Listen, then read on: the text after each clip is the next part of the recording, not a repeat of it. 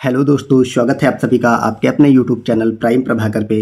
दोस्तों, आज से हम एक नई सीरीज़ शुरुआत कर रहे हैं जो कि होगी आपकी एमसीक्यू सीरीज, जिसके तहत आने वाले समय में हम एक एक subject wise MCQ practice series कराएंगे। जिसके तहत आज से हम शुरू कर रहे हैं पॉलिटी की सीरीज़ को, और इस सीरीज़ में हम टोटल पॉलिटी के 1800 क्वेश्चन को देखने वाले हैं, जो कि फैक्चुअल भी होंगे और कॉन्सेप्चुअल भी होंगे। और इसके साथ साथ इसकी जो व्याख्या है उसमें आपका कंप्लीट एक टॉपिक कवर होते हुए चलेगा, ठीक है। और ये आपके जो आने वाले समय में आईएएस प्रीलिम्स यूपीएससी का जो एग्ज़ाम 16 जून को होने वाला हो, उसके लिए यूपी पीसीएस आरओ जितने भी इस टाइप के एग्ज़ाम है और जितने भी वनडे एग्ज़ाम हैं, उन सब में ये काफ़ी ही महत्वपूर्ण होने वाली सीरीज़ है, ठीक है। तो आप लोग इसको ज़रूर देखिएगा और बताइएगा। और ये मैं आपको कराने वाला हूँ दिशा पब्लिकेशन की बुक से, ठीक है, क्योंकि आप सबको पता होगा दिशा पब्लिकेशन की बुक काफ़ी अच्छी आती है और उसमें कॉन्सेप्ट और फैक्ट दोनों रहते हैं। और साथ साथ में मैं आपको पॉलिटी कंप्लीट चैप्टर वाइज कराऊंगा। डेली की एक वीडियो में आपको एक या दो चैप्टर कंप्लीट मिलेंगे, ठीक है। और चूंकि एमसीक्यू के फॉर्म में रहेगा तो इससे आपकी प्रैक्टिस भी अच्छी होती रहेगी, ठीक। तो चलिए हम शुरुआत करते हैं इस वीडियोज़ की इतना बताने के बाद। और इसमें हम इसकी सबसे पहले विषय सूची देख लेते हैं। तो हम इसमें टोटल 17 टॉपिक हैं, वो सारे टॉपिक कवर कराने वाले हैं।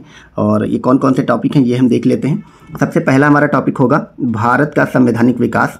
दूसरा में हम देखेंगे संविधान की उद्देशिका और नागरिकता को, और फिर मूल अधिकार को। जिस तरह से पॉलिटी में हम लोग पढ़ते हैं शुरुआत से, उसी तरह से इसमें चैप्टर वाइज एमसीक्यू दिए हुए हैं, ठीक है।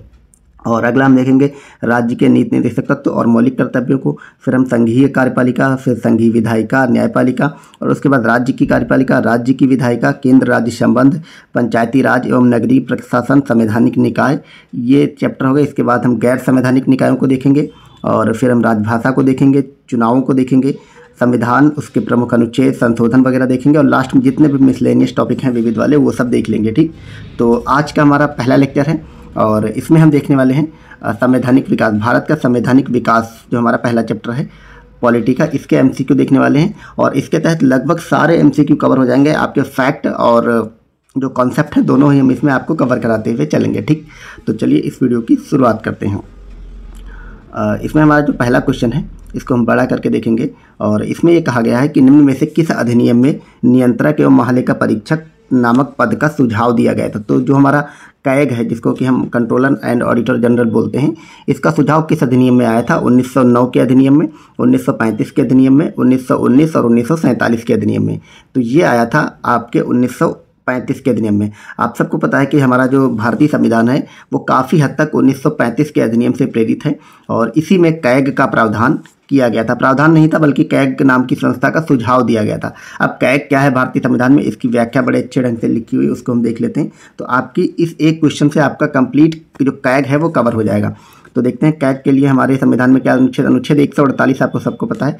148 से लेकर के 151 अनुच्छेद तक हमारा कैग रहता है, ठीक है। तो कैग 148(1) के अनुसार भारत के नियंत्रक एवं महालेखा परीक्षक कैग की नियुक्ति कौन करता है? राष्ट्रपति के द्वारा होती है। और इसका कार्यकाल 6 वर्ष या 65 वर्ष, जो भी पहले हो उसकी आयु तक होता है। और इसको राष्ट्रपति पदच्युत नहीं कर सकता है। ये आप सबको याद रखने वाला, ये जो फैक्ट बताए जा रहे हैं इसमें, यही सब स्टेटमेंट बना के आपके एग्जाम में पूछे जाते हैं। और ये आप सबको पता है कि अब जो आने वाला यूपी पीसीएस का हमारा एग्जाम है उसमें भी अब धीमे धीमे वो लोग अपना लेवल बढ़ा रहे हैं, और वो लोग भी concept based statement based question पूछ रहे हैं। तो ये बहुत ही इंपॉर्टेंट हो जाता है, ठीक है। ये आपको याद रखना है कि राष्ट्रपति नियुक्ति करता है कैग की, लेकिन उसको हटा राष्ट्रपति नहीं सकता है। उसको हटाया जाता है संसद के द्वारा, उसी प्रक्रिया के तहत, जिस प्रक्रिया के तहत सर्वोच्च न्यायालय के न्यायाधीश को हटाया जाता है, यानी कि महाभियोग के द्वारा, ठीक है। तो उसको राष्ट्रपति पदच्युत नहीं कर सकता, बल्कि उसे उसी रीति से और उन्हीं आधारों पर हटाया जाएगा जिस रीति से, जिन आधारों पर उच्चतम न्यायालय के न्यायाधीश को हटाया जाता है। अनुच्छेद 148(4) के अंतर्गत सेवानिवृत्ति के पश्चात सीएजी किसी अन्य सरकारी सेवा के अयोग्य हो जाते हैं। ये भी आपसे पूछा जा सकता है कि जब रिटायरमेंट हो जाता है सीएजी का, क्या उसके बाद वो किसी अन्य सरकारी सेवा में या किसी कंपनी वगैरह में नियुक्त हो सकते? तो वो नहीं हो सकते हैं, ठीक है। और कैग संघ एवं राज्यों की लोक निधियों से सभी व्ययों की लेखा परीक्षा करता है। यहाँ पे आपको कंफ्यूज कर सकते हैं वो लोग कि क्या जो कैग होता है राज्य की भी लोक निधियों की समीक्षा करता है? तो जी हाँ, वो भी करता है, ठीक है।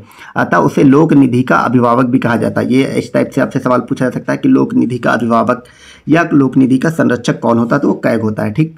भारत सरकार अधिनियम 1919 के तहत ऑडिटर जनरल का पद सृजित किया गया, जो भारत के राजस्व व्ययों के लेखा जोखा प्रस्तुत करता था। यह अधिनियम लेखा परीक्षा विभाग के इतिहास में एक मील का पत्थर साबित हुआ, क्योंकि महालेखा परीक्षक को वैधानिक रूप से मान्यता प्राप्त थी। यद्यपि भारत सरकार अधिनियम 1935 के तहत इस पद नियंत्रण महालेखा परीक्षक का सुझाव दिया गया था। ठीक है, यह आपको याद रखना है। 1935 के तहत टैग था, लेकिन 1919 के तहत ऑडिटर जनरल का पद सृजित किया गया था। ये भी आपसे एग्जाम में पूछा जा सकता है। हमारा अगला क्वेश्चन क्या कहता है कि कोलकाता में,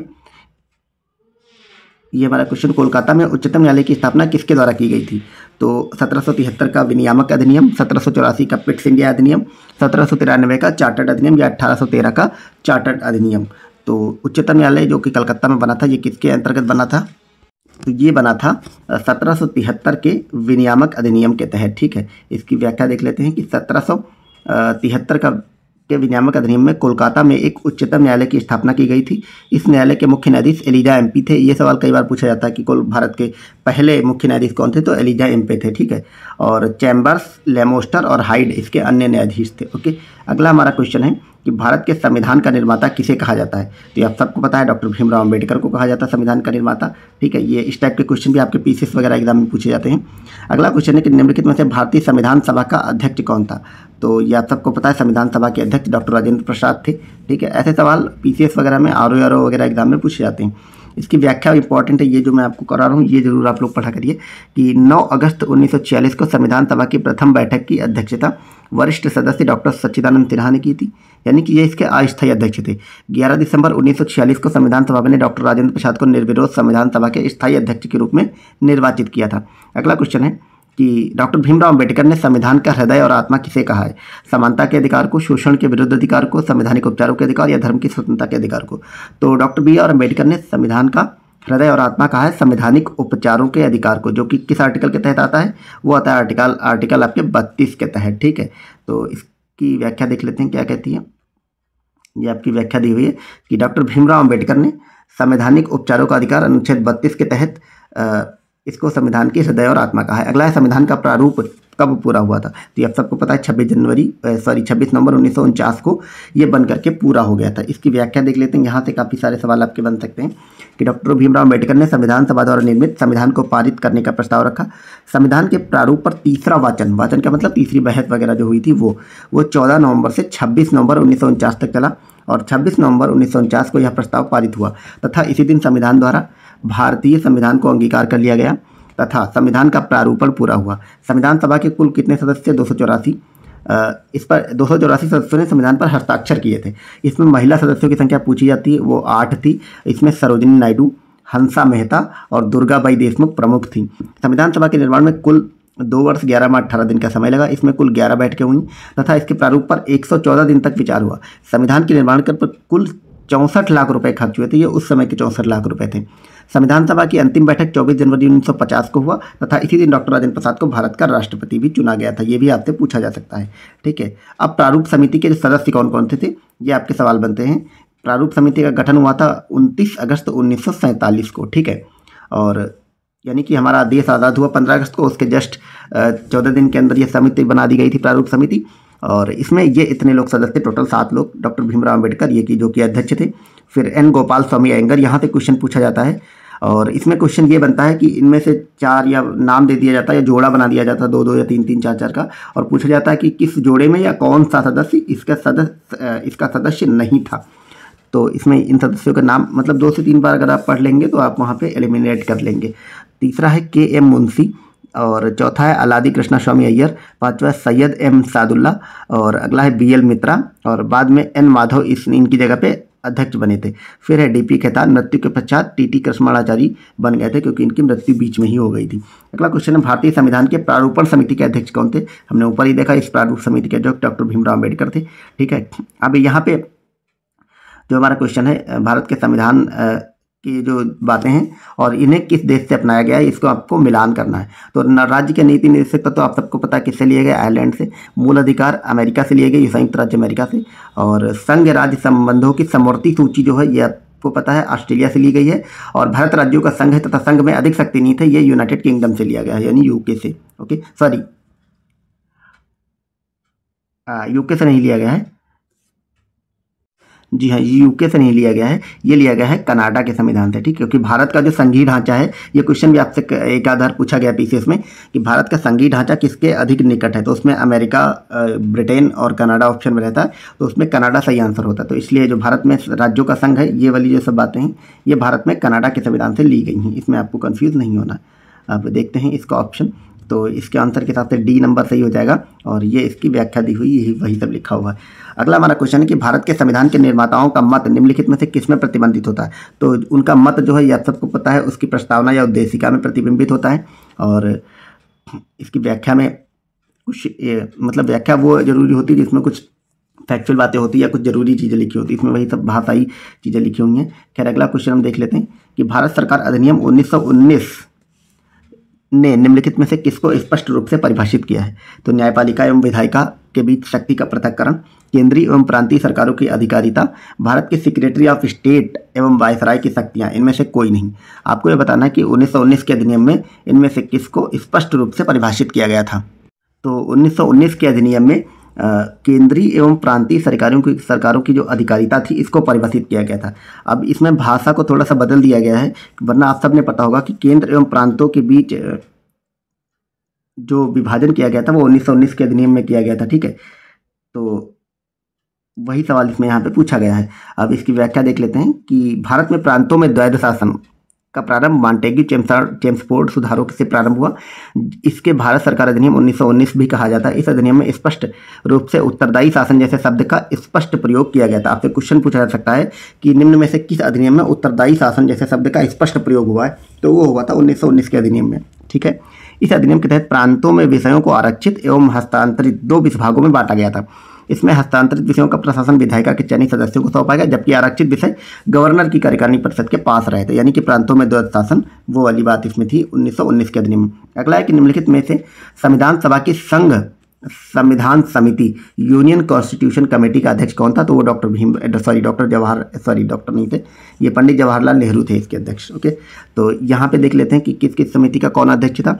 संघ संविधान समिति के अध्यक्ष जवाहरलाल नेहरू थे, प्रारूप समिति के अध्यक्ष BR अम्बेडकर, झंडा समिति के सदस्य, ये भी पूछा जा सकता है, ये JB कृपलानी थे, और मौलिक अधिकार एवं अल्पसंख्यक समिति के अध्यक्ष डॉक्टर सरदार वल्लभ भाई पटेल थे, ओके। अगला हमारा क्वेश्चन है कि संविधान सभा के किस सदस्य ने यह समाधान प्रस्तावित किया कि भारत का राष्ट्रीय ध्वज समान अनुपात में केसरी, सफेद और गहरे हरे रंग का क्षैतिज तिरंगा हो, जिसमें बीच में गहरे नीले रंग का एक चक्र हो। यह प्रस्ताव किसने दिया था। ऑप्शन है आपके जवाहरलाल नेहरू, BR अम्बेडकर, राजेंद्र प्रसाद, सरदार वल्लभ भाई पटेल।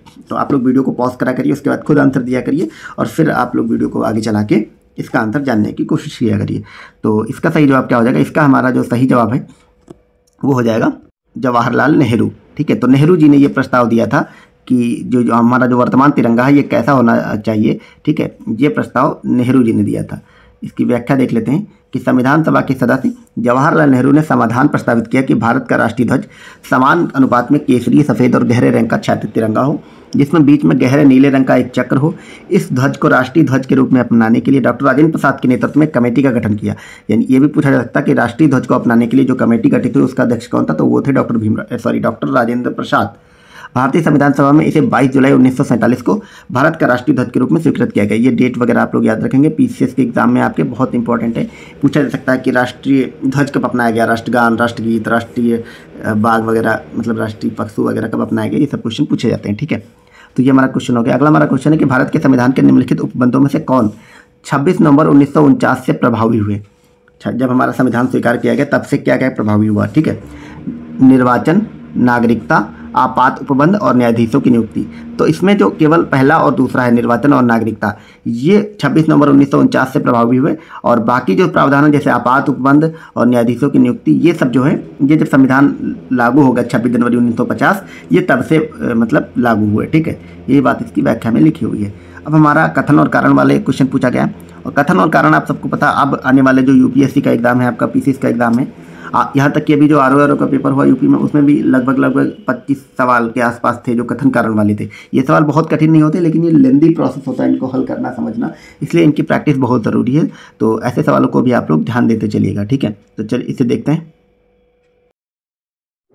इसमें हमारा कथन 1 कहता है कि भारत सरकार अधिनियम 1935 से केंद्र में द्वैध शासन आरंभ हुआ, और कथन 2 कहता है कि प्रांतों को प्रांतीय स्वायत्तता प्रदान की गई।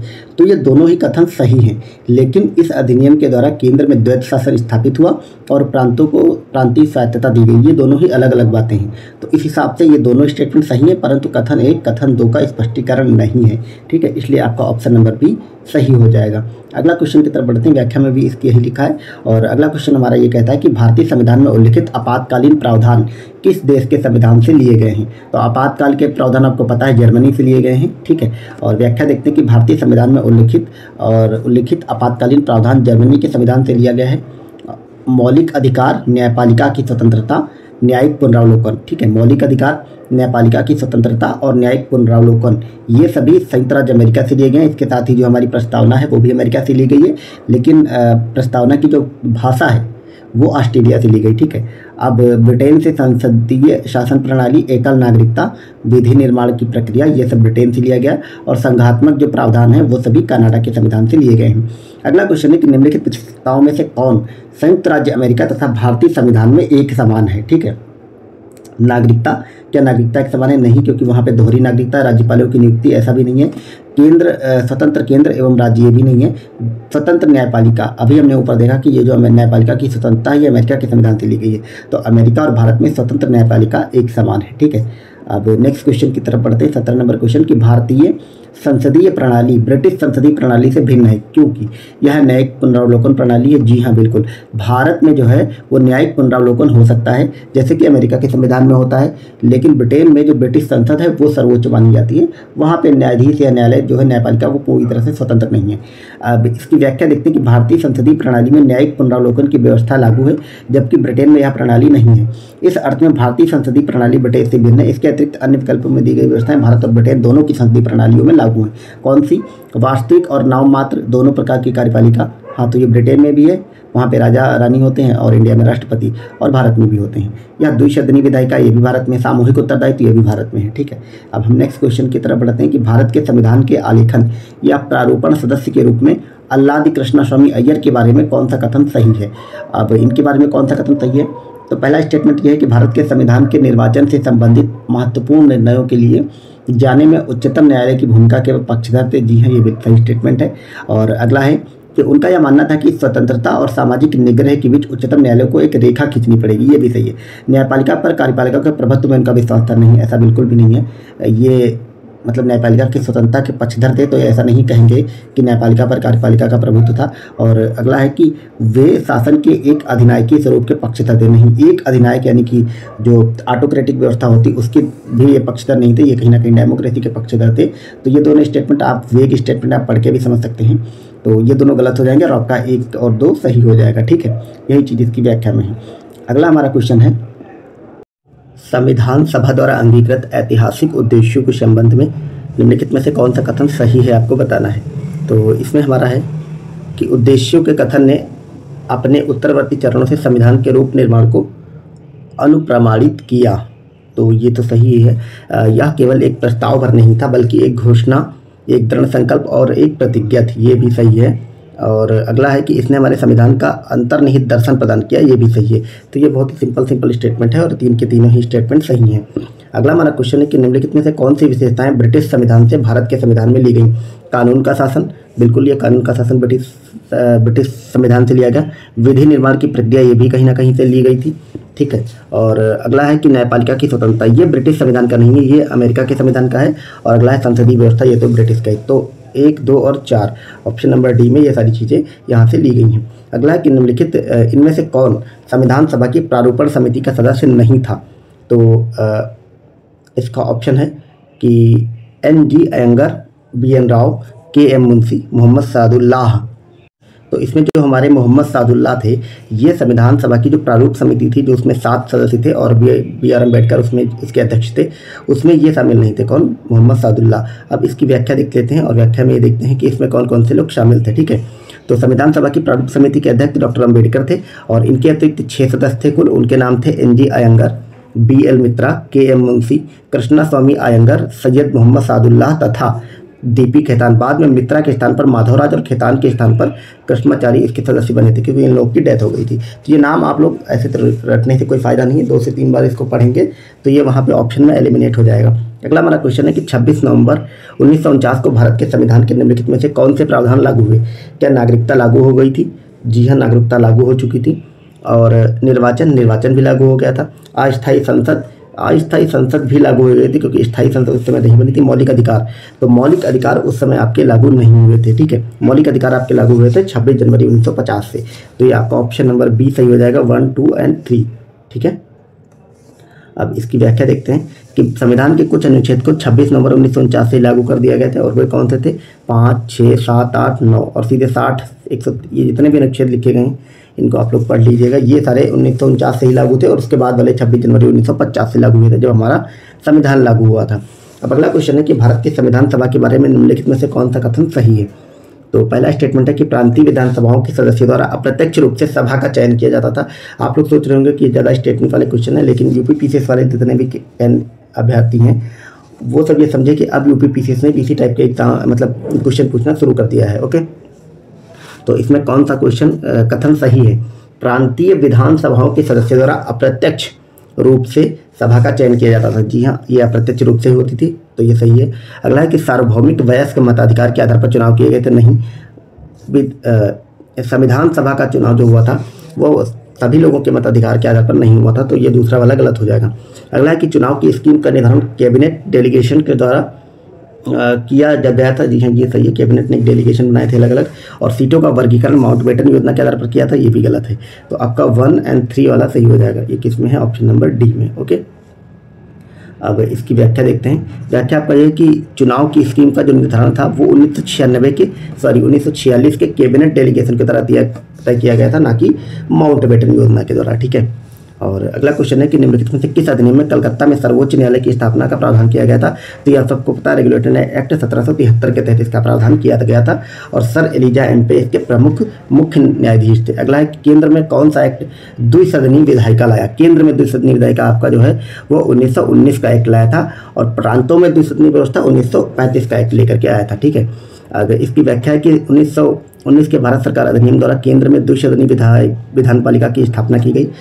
उपरिषदन, जिसको कि राज्य परिषद कहते हैं, कहलाता था, तथा जिसका कार्यकाल 5 वर्ष का था, और उसके 60 सदस्यों में से 34 निर्वाचन और 26 मनोनीत होते थे। निचला सदन केंद्रीय विधानसभा कहलाता था, जिसका कार्यकाल 3 वर्ष के लिए होता था, और उसके 144 सदस्यों में से 104 निर्वाचित और 40 मनोनीत होते थे। अगला क्वेश्चन हमारा है कि निम्नलिखित में से संविधान सभा के बारे में गलत कौन सा कथन है? पहला है कि इसने बड़ी संख्या में समितियों की मदद से काम किया, उनमें से प्रारूप समिति सबसे महत्वपूर्ण थी। दूसरा है कि अल्पसंख्यक समुदाय जैसे ईसाई, एंग्लो इंडियन और पारसियों को सभी को पर्याप्त प्रतिनिधित्व दिया गया, ठीक है। तो ये दोनों की सही स्टेटमेंट है। अगला है कि इसका निर्वाचन सार्वभौम वयस्क मताधिकार के आधार पर किया गया। ये हमने अभी देखा कि ये गलत था। जो मताधिकार हुआ था वो सार्वभौमिक वयस्क मताधिकार नहीं था, ठीक है। और तो यही वाला गलत हो जाएगा, और यही इसका सही उत्तर होगा, ठीक है। इसकी चुनाव प्रक्रिया 1935 के अधिनियम के 6वीं अनुसूची पर आधारित थी। कर, संपत्ति और शैक्षणिक योग्यता के कारण मताधिकार सीमित था। तो ये वाला तो इसका जो है सही स्टेटमेंट है, यानी कि ये आंसर नहीं होगा, क्योंकि आंसर में गलत बताना, लेकिन ये स्टेटमेंट सही है। अगला है संविधान सभा के चुने गए स्थायी अध्यक्ष कौन थे? यह आपको पता है, डॉक्टर राजेंद्र प्रसाद थे, और अस्थायी डॉक्टर सच्चिदानंद सिन्हा थे, ठीक है। नेक्स्ट है कि संविधान सभा के सम्मुख संविधान की प्रस्तावना का प्रस्ताव किसने दिया था? तो संविधान की प्रस्तावना जवाहरलाल नेहरू ने दी थी, ठीक है। ये सब फैक्चुअल चीज़ें आप लोग रट ले, क्योंकि यूपीएससी में ये आपके स्टेटमेंट बना के ही फैक्ट पूछे जाते हैं, और यूपी पीसीएस में आपको एज इट इज सवाल मिल सकता है, ठीक है। इसकी व्याख्या की संविधान सभा में 13 दिसंबर 1946 को जवाहरलाल नेहरू ने उद्देश्य प्रस्ताव प्रस्तुत किया, जिसे 22 जनवरी 1947 को पारित किया गया, और यही उद्देश्य प्रस्ताव प्रस्तावना का प्रारूप बना।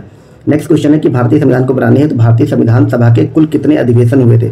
तो ये कुल 12 अधिवेशन हुए थे। ये आप याद रखेंगे, ऐसे सवाल आपके यूपी पीसीएस और आरओ में पूछे जा सकते हैं। ये संख्या आप लोग रख लेंगे, कुल 12 अधिवेशन हुए थे, ठीक है। अब इसकी व्याख्या देखते हैं कि भारतीय संविधान के निर्माण में संविधान सभा को 2 वर्ष 11 माह 18 दिन का समय लगा, और कुल 11 अधिवेशन, कुल अवधि 165 दिन हुए, ठीक है। संविधान सभा के सदस्यों द्वारा भारतीय संविधान पर हस्ताक्षर करने के लिए 12वां अधिवेशन 24 जनवरी 1950 को हुआ, ठीक है। तो कुल ये 11 और एक ये 12वां वाला हुआ, तो टोटल 12 हुए थे। अगला है कि भारतीय संविधान सभा का प्रथम प्रारूप तैयार किया गया था किसके द्वारा? तो ये किया गया था BN राव द्वारा। प्रारूप समिति के अध्यक्ष डॉक्टर भीमराव अम्बेडकर थे, पर उसका प्रथम प्रारूप BN राव ने तैयार किया था। इससे आप लोग कंफ्यूज नहीं होंगे, ठीक है। तो इसका बी नंबर ऑप्शन हो जाएगा। इसकी व्याख्या है कि संविधान सभा के संवैधानिक सलाहकार BN राव थे, ठीक है। तो आपसे ये भी पूछा सकता है कि संविधान सभा के संवैधानिक सलाहकार कौन थे? तो वो BN राव थे, और ये प्रारूप समिति में भी शामिल थे, जो 7 लोग थे। और इन्हीं BN राव द्वारा संविधान का पहला प्रारूप तैयार किया गया था। प्रारूप समिति ने BN राव द्वारा प्रस्तुत प्रारूप पर विचार कर इसमें कुछ परिवर्तन करके संविधान सभा के समक्ष प्रस्तुत किया।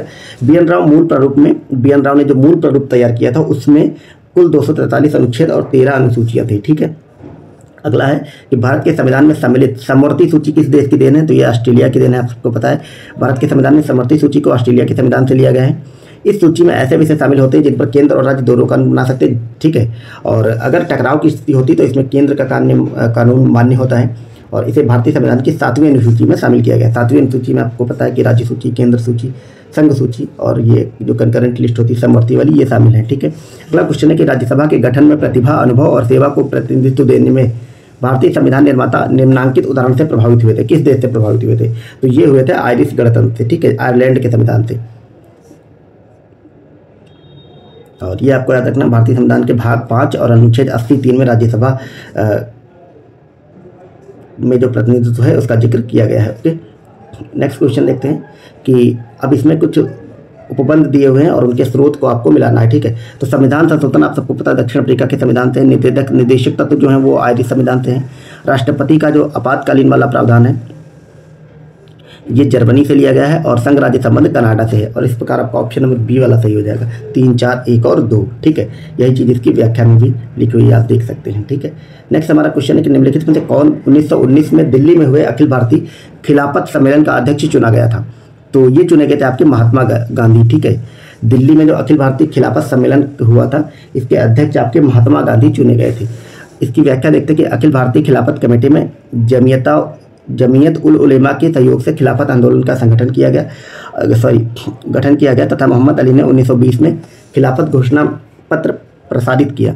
राष्ट्रीय आंदोलन का नेतृत्व गांधी जी ने ग्रहण किया। गांधी जी के प्रभाव से खिलाफत आंदोलन तथा असहयोग आंदोलन एक रूप हो गए। मई 1920 तक खिलाफत कमेटी ने महात्मा गांधी की अहिंसात्मक असहयोग योजना का समर्थन किया। भारत में द्वैध शासन सर्वप्रथम निम्नलिखित में से किसके अधीन आरंभ किया गया? तो द्वैध शासन आपको पता है कि चेम्सफोर्ड सुधार के तहत किया गया था। इसकी व्याख्या देखते हैं कि द्वैध शासन पद्धति संवैधानिक व्यवस्था का ही रूप थी। द्वैध शासन का सिद्धांत सबसे पहले अंग्रेज लियोनेल कर्टिस ने प्रतिपादित किया था। ये नाम आप लोग याद रखेंगे।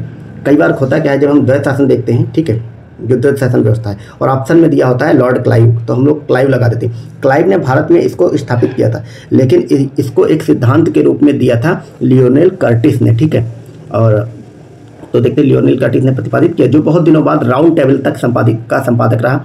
बाद में यह 1919 के अखिल भारतीय शासन विधान में लागू किया गया, जिसके अनुसार प्रांतों में द्वैध शासन स्थापित हुआ। ओके, नेक्स्ट क्वेश्चन देखते हैं कि निम्नलिखित में से कौन भारत सरकार अधिनियम 1919 की प्रमुख विशेषता थी? मुसलमानों के लिए पृथक निर्वाचक मंडल। क्या ये था? नहीं, ये 1919 में नहीं था, बल्कि ये 1909 में ही आ गया था। 1909 के पार्लियामेंटों में आ गया था। ठीक है, अगला है कि केंद्र द्वारा प्रांतों को विधायी विधानमंडलों का विस्तार और पुनर्गठन, ये वाला है, बिल्कुल है। और तीसरा है कि केंद्रीय एवं प्रांतीय विधानमंडलों का विस्तार एवं पुनर्गठन, ये भी है। तो आपका दूसरा और तीसरा स्टेटमेंट सही हो जाएगा, ऑप्शन नंबर डी। ठीक है, ये उसकी व्याख्या दी हुई और ये वही सब लिखा हुआ है। नेक्स्ट हमारा 37 नंबर क्वेश्चन है।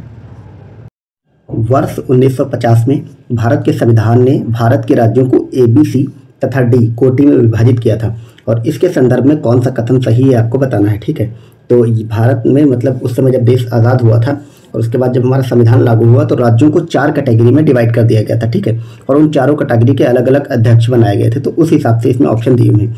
इसमें हम डायरेक्ट सही वाले आंसर पे जाते हैं कि ऑप्शन नंबर सी सही है।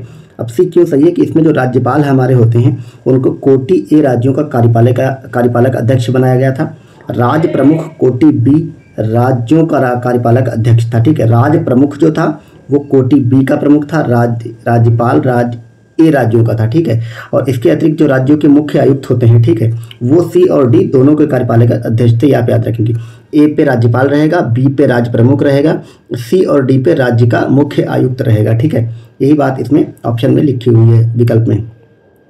अगला हमारा क्वेश्चन है कि भारत की संविधान सभा 1946 के प्रांतीय निर्वाचनों के आधार पर चुनी गई थी। संविधान सभा से मुस्लिम लीग के निकल जाने के बाद यह पाया गया कि सभा के अधिकतर सदस्य कांग्रेस के भी सदस्य थे। उस परिस्थिति में संविधान सभा को किस प्रकार एक अपेक्षाकृत अधिक बड़ा सामाजिक आधार दिया गया था? तो ये बहुत ही अच्छे क्वेश्चन है, मतलब ये डिस्क्रिप्टिव टाइप का क्वेश्चन है। यूपीएससी में ऐसे सवाल बनते हैं, अब पीसीएस में ऐसे सवाल बनने लगे। तो इसमें जो इसका ऑप्शन नंबर सी है ये वाला सही हो जाएगा कि भिन्न जाति धार्मिक समूहों तथा महिलाओं के स्वतंत्र सदस्यों को मनोनीत करने के द्वारा एवं राज्यों के प्रतिनिधियों को शामिल करने और आम जनता से लिखित आवेदन मांगने के द्वारा भी, ठीक है। तो इतने सारी चीज़ों को मिला करके इसका सामाजिक आधार जो था वो बड़ा हो गया था मुस्लिम लीग के निकलने के बाद। यही चीज़ इसकी व्याख्या में लिखी हुई है। अगला हमारा क्वेश्चन है कि भारत सरकार अधिनियम 1935 में अंतर्निहित अनुदेश पत्र को वर्ष 1950 में भारत के संविधान में किस रूप में सन्निविष्ट किया गया था, ठीक है। तो ये आपका पहला ऑप्शन है कि मूल अधिकार, दूसरा है राज्य के नीति निर्देशक तत्व, तीसरा है राज्य की कार्यपालिका शक्ति का विस्तार और चौथा है भारत सरकार का कार्य संचालन। तो इसमें आपका बी नंबर वाला आंसर सही हो जाएगा, राज्य के नीति निर्देशक तत्व, ठीक है। राज्य के नीति निर्देशक तत्वों को जो अनुदेश पत्र भारत सरकार के लिए लिखा गया था उसको राज्य के नीति निर्देशक तत्व के रूप में सन्निविष्ट या मतलब समाहित किया गया था। ओके, अब नेक्स्ट क्वेश्चन की तरफ बढ़ते हैं, इसकी व्याख्या पढ़ लेते हैं कि भारत सरकार अधिनियम 1935 में अंतर्निहित अनुदेश पत्र को वर्ष 1950 में भारत के संविधान में राज्य के नीति निर्देशक तत्व के रूप में समाविष्ट किया गया था। वर्तमान में संविधान के भाग 4 में नीति निर्देशक तत्व हैं और जो कि राज्य को प्राप्त निर्देश हैं। यह तत्व हमारे राज्य के कल्याणकारी चरित्र को प्रतिबिंबित करते हैं। इसके पीछे विधिक सत्य नहीं बल्कि नैतिक बल निहित है, ये आप याद रखेंगे। विधिक सत्य किसके पीछे है? मूल अधिकारों के प्रति, इसीलिए उसको हम कोर्ट में जा सकते हैं, मतलब विधि योग्य है वो कोर्ट में, ठीक है। अब ये कुछ एक्ट दिए हुए हैं और किस एक्ट में किस चीज़ की शुरुआत हुई थी इसका हमें मिलान करना है। द इंडियन काउंसिल एक्ट 1982, इसमें क्या हुआ था? इसमें निर्वाचन के सिद्धांतों की शुरुआत हुई थी। ये चीज़ आप लोग रट लेंगे, यहाँ से सवाल बन सकते हैं। द इंडियन काउंसिल एक्ट 1909, इसमें क्या हुआ था? इसमें मुस्लिमों के लिए पृथक निर्वाचन क्षेत्र की शुरुआत हुई थी। ये मुस्लिमों के लिए शुरुआत हो गई थी 1909 में, ठीक है। पहली बार पृथक निर्वाचन दिया गया था 1909, इसी को मार्लियामेंटो भी बोलते हैं। भारत सरकार अधिनियम 1919, इसके तहत क्या हुआ था कि प्रांतों में द्वैध शासन लगा था, ठीक है।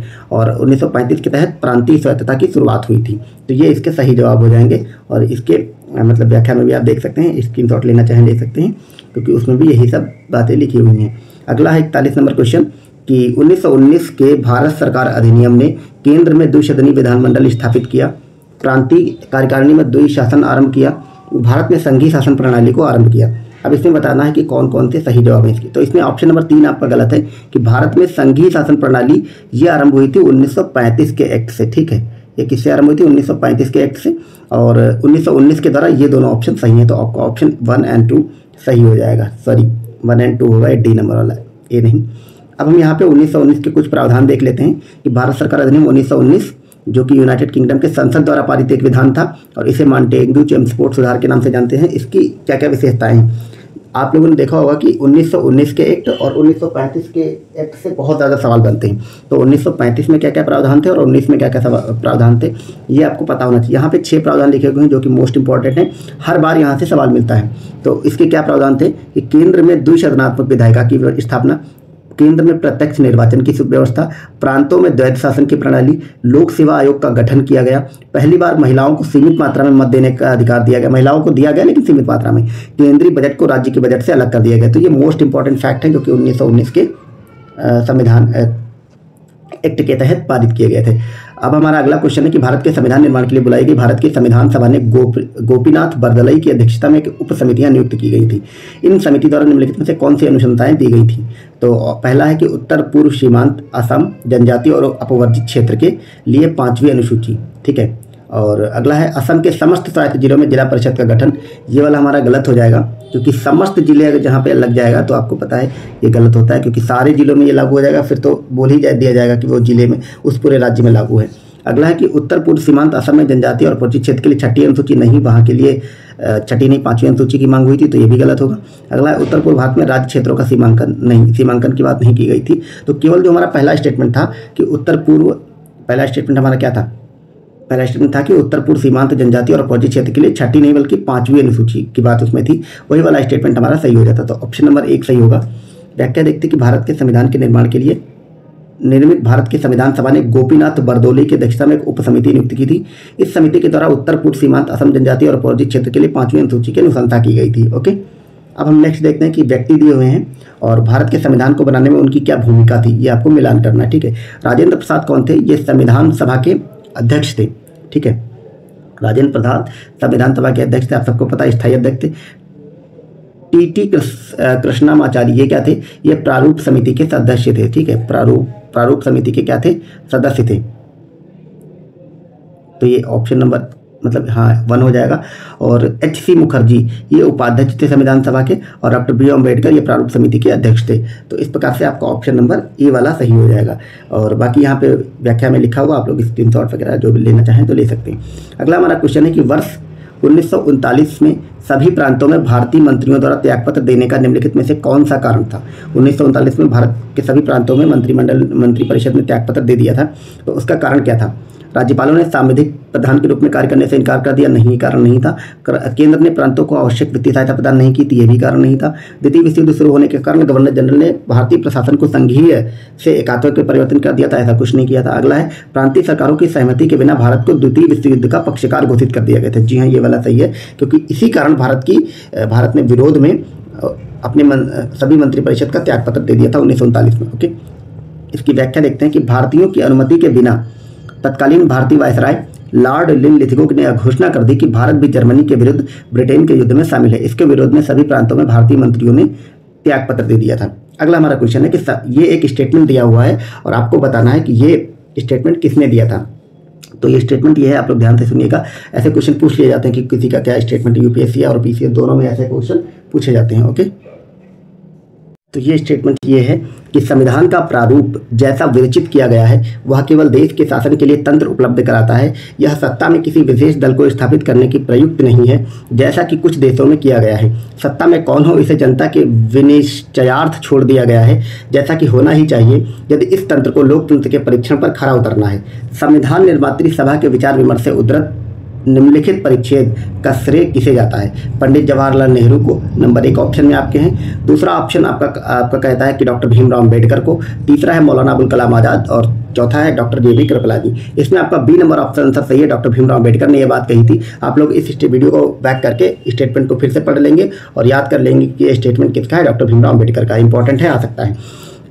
9 दिसंबर 1948 को दिल्ली में हुई संविधान सभा की पहली बैठक में प्रारूप समिति के अध्यक्ष डॉक्टर भीमराव अम्बेडकर ने राज्य के नीति निर्देशक तत्वों के संबंध में यह वक्तव्य दिया था। ये भी आप याद रखेंगे, ये नीति निर्देशक तत्वों के बारे में बात की गई थी। अगला हमारा क्वेश्चन है कि निम्नलिखित में से कौन सा एक कैबिनेट मिशन 1946 का एक प्रस्ताव नहीं था। ठीक है, तो कैबिनेट मिशन का प्रस्ताव ऑप्शन नंबर डी वाला नहीं था कि संविधान सभा के कार्यकलापों का ब्रिटिश सरकार द्वारा पर्यवेक्षण किया जाना था, यही वाला नहीं था। इसके अलावा ये जो 3 स्टेटमेंट है ये तीनों के तीनों कैबिनेट मिशन 1946 का भाग थे। ठीक है, तो जैसा कि आप देख रहे हैं कि ये जो क्वेश्चन है सारे के सारे ये क्वेश्चन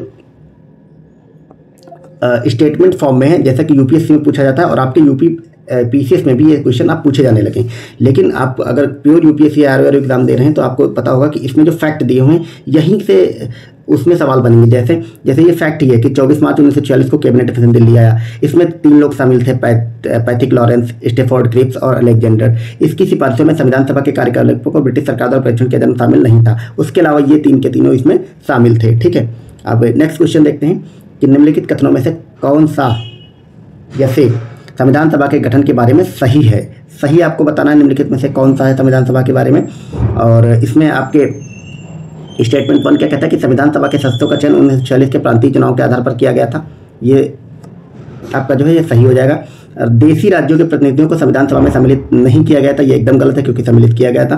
संविधान सभा के भीतर विचार विमर्श जनता द्वारा व्यक्त की गई रायों से प्रभावित नहीं होता था, ऐसा नहीं है, जनता की राय से प्रभावित होता था, तो ये भी गलत है। सामूहिक सहभागिता का भाव उत्पन्न करने के लिए जनता से सुझाव मांगे गए थे। जी हाँ, ये वाला सही है, तो ऑप्शन नंबर आपका डी सही हो जाएगा, 1 और 4। ठीक है, आपके स्टेटमेंट पे भी यही सारी बातें लिखी हुई हैं। बाकी व्याख्या को आप लोग स्क्रीनशॉट लेके या अभी पढ़ लीजिएगा वीडियो को पॉज करके, क्योंकि यहाँ पे थोड़ा फैक्ट दिया हुआ, वो सब फैक्ट दिया हुआ है कि मतलब किस प्रांत से कितने लोग शामिल हुए थे, मुस्लिम लीग से, कांग्रेस से और कितने देशी रियासतों से, वो सब बातें लिखी हुई हैं। ठीक है, तो ये केवल संख्याएं लिखी, बाकी जो बातें ऊपर लिखी वही सब लिखा हुआ। अगला हमारा क्वेश्चन है कि भारत के संविधान द्वारा निम्नलिखित विधियों में से कौन सी निरसित की गई थी। भारत सरकार अधिनियम 1935। ठीक है, जी हाँ, ये तो संविधान ये तो निरसित हुआ था। निरसित का मतलब होता है ऐसे निकाला गया था। और अगला है भारतीय स्वतंत्रता अधिनियम 1947, ये भी है। प्रीवी काउंसिल अधिकारिता समाप्ति अधिनियम 1949, जी हाँ, ये शामिल नहीं थी। निवारक निरोध अधिनियम 1950, ये भी शामिल नहीं थी। तो आपका 1 और 2 इसमें शामिल था, तो ऑप्शन नंबर ए सही हो जाएगा। ठीक है, भारत के संविधान द्वारा भारत सरकार अधिनियम 1935 तथा भारतीय स्वतंत्रता अधिनियम 1947 विधियाँ निरसित की गई थी। ठीक है, तो अगला देखते हैं। अब यहाँ पे हमारा ये वाला चैप्टर कंप्लीट हो जाता है। हमारा पहला चैप्टर जो था संविधान सभा का निर्माण, उससे संबंधित जितने भी क्वेश्चन थे वो हमारे सब कंप्लीट हो गए हैं। और इसमें आप देख रहे हैं कि अब हम आ गए हैं संविधान की उद्देशिका और नागरिकता। तो हमारा जो दूसरा लेक्चर आएगा, वीडियो आएगा, उसमें हम संविधान की उद्देशिका से खूब सारे सवाल बनते हैं, नागरिकता से भी बनते हैं, उद्देशिका से जाने बनते हैं। तो जितने भी क्वेश्चन उद्देशिका से बन सकते हैं, प्रीएम्बल से, वो वाला हम नेक्स्ट वीडियो में देख लेंगे। ठीक है, तो बाकी ये वीडियो आपको कैसा लगा और इस सीरीज को मुझे कंटिन्यू करना चाहिए या नहीं करना चाहिए, और आपको वीडियो यूज़फुल लगा नहीं लगा, जो भी आपके ओवरऑल सुझाव हैं, फीडबैक आपका है, आप लोग कमेंट सेक्शन में दे सकते हैं। बाकी वीडियो को देखते चलिए, और अगर वीडियो यूज़फुल लग रहे हैं तो आप लोग इस चैनल को सब्सक्राइब कर लीजिए अगर नहीं किया है अभी तक, और वीडियो को शेयर वगैरह भी कर दिए। ठीक है, तो चलिए, वीडियो को देखने के लिए आप सबका बहुत बहुत धन्यवाद। Thank you so much.